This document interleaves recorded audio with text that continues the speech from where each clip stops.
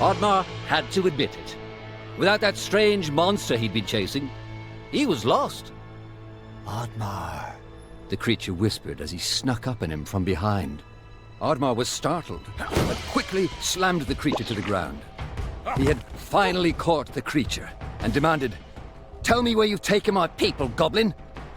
"Do I look like a goblin to you?" the creature replied. Oddmar became even more enraged. Okay. "Look," the creature said nervously. "I don't know where they've taken them, and I don't know who did it. I don't know why you would even care. There's an elder deep in the forest. He knows everything that happens here. If they're in the forest, he'll know. Just down the river." "All right, but if you're lying, you know I can catch you again. said Oddmar as he released the creature.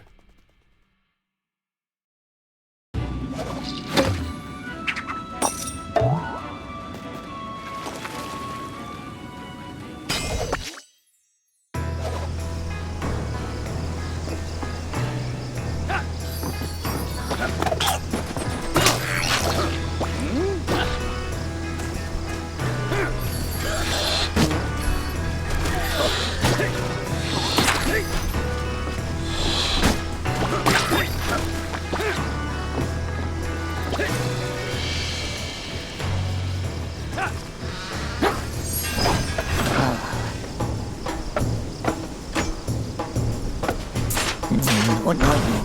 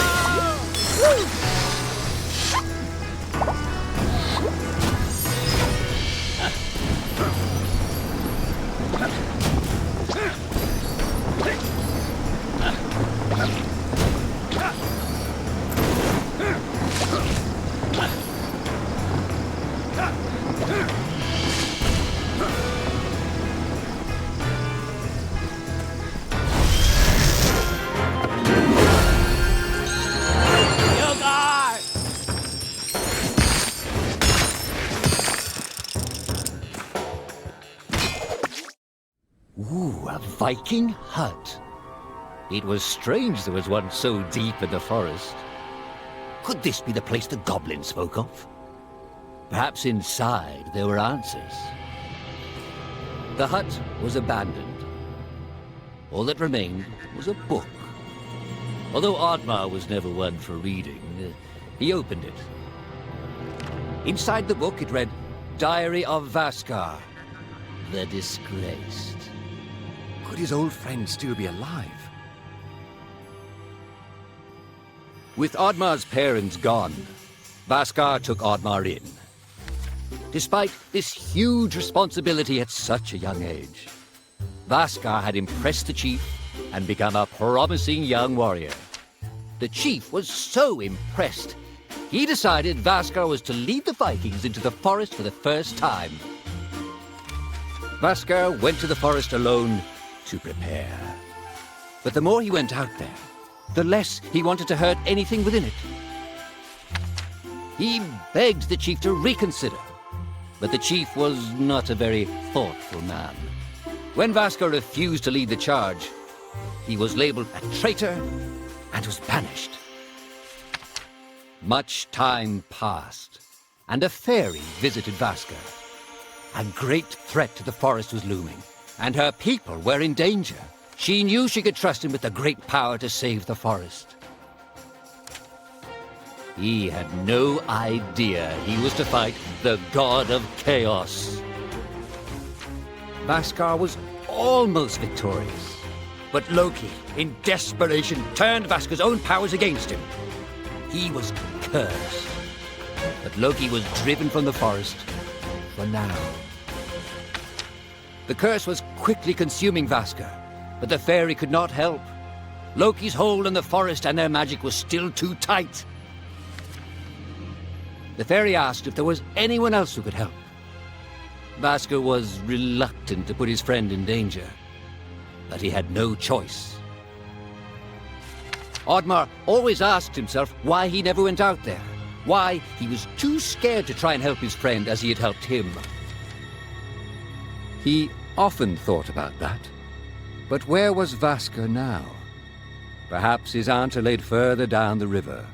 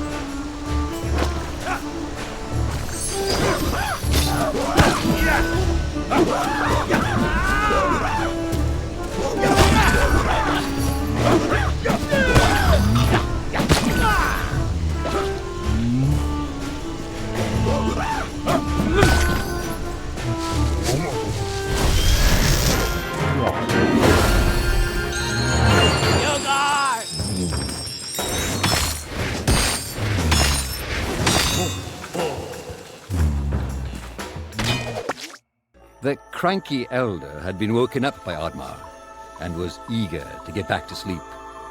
"I'm sorry I woke you up," said Oddmar, "but I need your help to find my people." The gods entrusted the forest to your people, The elder replied. but you destroy it for your own gain. Why should I, the great elder of the forest, help you? Oddmar didn't know how to respond and felt ashamed. "The forest goblin," Oddmar uttered. "He told me that you had answers. Please help me." The elder paused. He knew that the creature Oddmar was referring to had made a great sacrifice to protect the forest. He decided to help Oddmar. Underneath the great mountain, there is a powerful golem, Explained the elder. It will not help you willingly, but it has the key to the gate between worlds. Oddmar's spirits were lifted and asked the elder, "Between worlds? Will I find my people there? Do you know where Vasker is?" The elder yawned, closed his eyes, and muttered, I grow tired, Viking. I'm not used to speaking this much. The elder fell into a deep slumber, and Oddmar was on his way.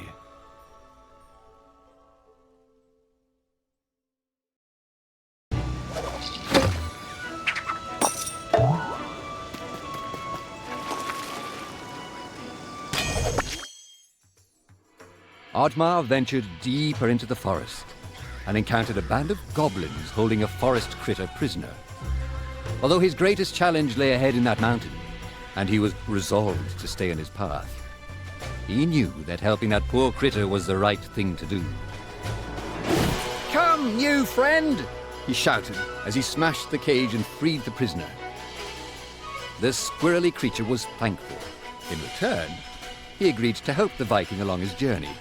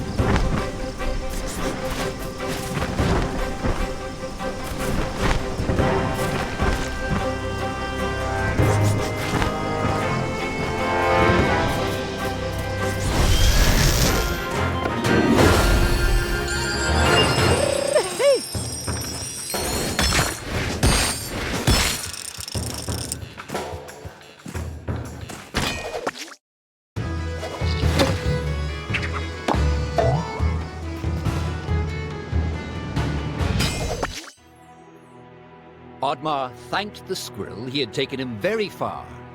Perhaps he could find help in his village. The village was deserted. Could Oddmar be the last Viking in all of the land? If he failed, would he be destined to walk alone until the end of his days? Oddmar had heard stories as a child of the beast of legend that lurked below the water. But unless disturbed, that is where it would stay.